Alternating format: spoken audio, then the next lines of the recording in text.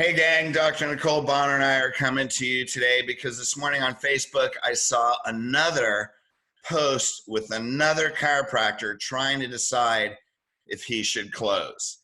And it's just heartbreaking because we have a psychology problem. We don't have a viral pandemic, we have an emotional pandemic.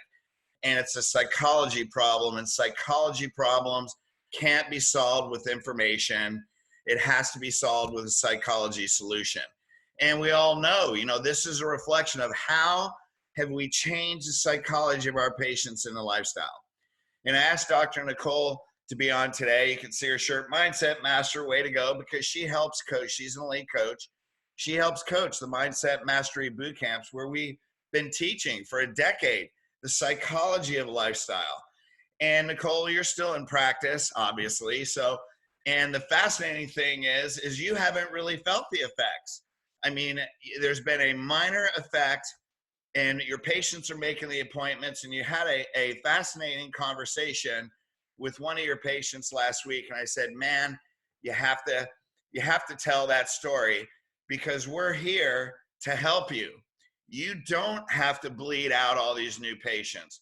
I know how you feel. I mean, I'm not in practice, but I know what it's like. Say, doc, I'm going to stay home, when this is where they need to be here most. So we're here to give you the psychology, the communication to help you not only stop the bleeding, so to speak, but this is an opportunity you can actually build your practice. So tell the story of your practice and this woman you were talking about, and thank you for being here. Oh, thanks for having me. So,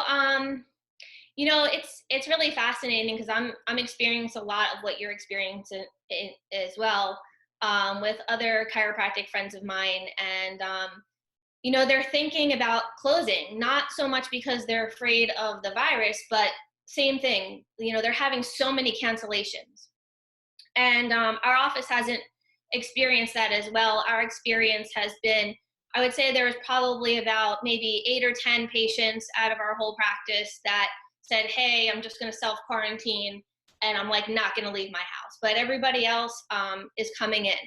And not only are they coming in, but we've had experiences where most of our families are asking to be checked extra.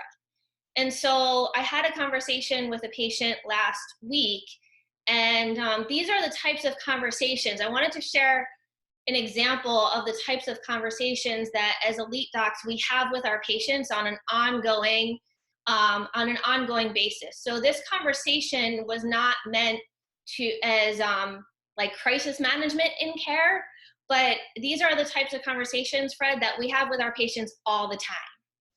And so I had a patient, and she's a newer patient. She's only been in the practice maybe 3 or 4 weeks. And after her adjustment, she gets up and she's saying goodbye. And she said, stay safe. Hopefully they find a cure for this soon. And I said, that's really fascinating. And I said, but this is an inside job. She said, an inside job? What does that mean? What's an inside job? I said, around the world for decades, we've been trying to fight disease from the outside, either with drugs or surgery or vaccination. And I said, I really feel like this is a great opportunity for the entire world to start looking at health differently. She goes, well, what do you mean? I said, well, think about it. I said, I just read an article in Newsweek, and they said, from what we know, there's been over 100,000 people that we know of that have already gone through the virus and recovered. And so I said, well, we also know that there are people who've died, right? She said, yeah. I said, well, the virus is the same. I said, that's the static part of all of this. Like the people who recovered had the virus, the people who died that had the virus. I said, so what do you think we have to look at? She goes, well, I think we have to look at the people. The people were different. I said, exactly. The people were the variable. So I said, what do you think the difference was between the people that died versus the people who recovered? She said, well, their body. And I said, yeah. I said, what about their body? She said, well, those people had stronger bodies. I said, exactly. I said, and what do you think we're doing with each and every adjustment? She goes, getting my body stronger. She goes, Doc, I'll see you tomorrow for our next visit. And that was it. Yeah, now here's the thing that's important that people may not be picking up. It's not what she said, it's what she did. It's not what she said, it's what she did. So you guys are saying the same thing. The problem is you're telling your patients what to think, and she taught her patient how to think. And that's the difference. Notice she set the frame. Well, because over 100,000 people have kicked this thing, and some have died. What do you think the difference is? So the woman has to sit there and process that answer. Now, here's the thing, because I hear this all the time. Right. Because people say, well, that's the Socratic method, and I use the Socratic method. I get it, okay? There's way more intention than that, because saying I use the Socratic method is like saying I drive a car. Well, there's a difference between a Lamborghini and a Volkswagen Beetle, okay? So both of them are cars, but how she took the woman through the thought process is why we teach how to do this day one, day two, and this isn't a shameless plug for Elite. I'm just saying, when you've prepared, when you handle the psychology, then you don't have the problem. We have a psychology problem. It needs a psychology solution. So if you look at the intention of how she framed it and how she asked the questions and took the woman through a thought process where the woman answered the questions, bang, now it anchors. Now she won't miss an appointment. That's it. Right. So, but go ahead. Well, I think also what's important is that, like, for our offices, this is not a one-time conversation. So, like, the belief systems, we're so convicted about the belief systems in our own mind that this is what starts to come out just naturally. And these are conversations that we have all the time in our office. This is not a conversation that I had to patch up the leaky bucket in a crisis moment. These are conversations that occur all the time. And I think that that's important. Well, exactly. And so what I also want to let people know is these conversations aren't always happening on the daily visit. These conversations are already weaved into it, day one, day two, into the workshop, into the re-exam. The daily visit is really at most about inspirational one-liners, because do you normally talk like this on the daily visit to every patient? No, we don't have the time to do that. Yeah, you don't have the time. So people are out there like, I can't do that. And I see, hey, if you're one of the people saying I can't do that because I see too many people right now, then maybe you don't need to listen to this. But I'm sure that would be the exception, not the rule. So let us preface that this isn't a daily visit conversation. They already think like this, so you don't have to talk to them on the daily visit. That's exactly right. And if it does become a daily visit conversation, it's like a 20 or 30-second conversation. It's not like a whole minute conversation. It's like seconds. Yeah, not even 30 seconds. Exactly, yeah. Yeah, it's more like 15 seconds. So the whole thing is people are out there.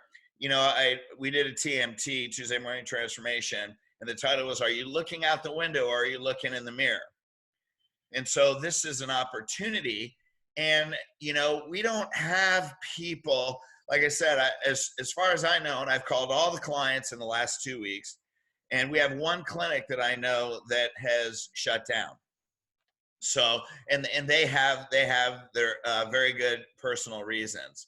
And so the thing is, but it's just one. And yes, everybody's feeling the pinch, but they're not feeling the pinch like everybody else, because we already taught the psychology.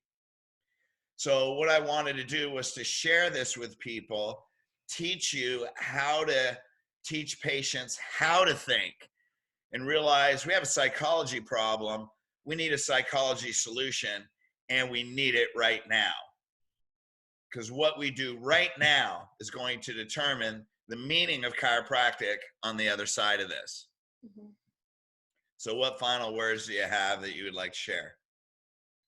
I just want to encourage everybody, especially all the chiropractors out there, because I'm in practice every day. So it's definitely it's harder to practice because we have a lot more responsibility, we have a lot more to do, but this is what God has called us to do. And it's time for us to show up and do what we're be who we're supposed to be and do what we're supposed to do, man. Like this is what we put on the planet for. Yeah, exactly. People that are chiropractors at this time, and I don't practice, but we're putting out these messages, and I'm continually putting out in the general public, and I encourage you to do videos. We were born for this time right now.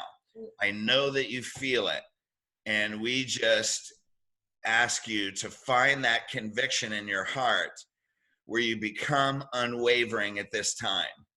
And so we're wearing the shirts hashtag Mindset Master because that's the identity. Once you go through Mindset Mastery, you really do become a mindset master.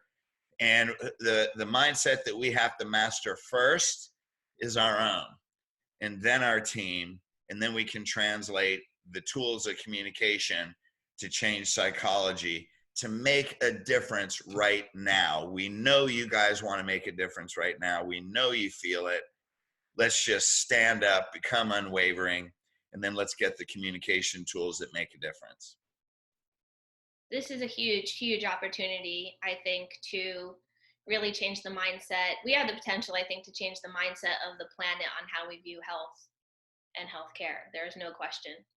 Well, exactly. And that's why this is coming up, right? So there's universal intention. Chiropractic is a universal law. It's a universal truth. The truth always prevails. And the world is giving us an opportunity to be able to tell that truth to 7.5 billion people right now. Right. All right. Thanks so much for being awesome. And just a testimony that if all you do, if you're only confident in what you've done, then you're not going to do any more than what you've already done. So if you want to do more than what you've done, then let's learn a new skill and let's take chiropractic to another level in the general public.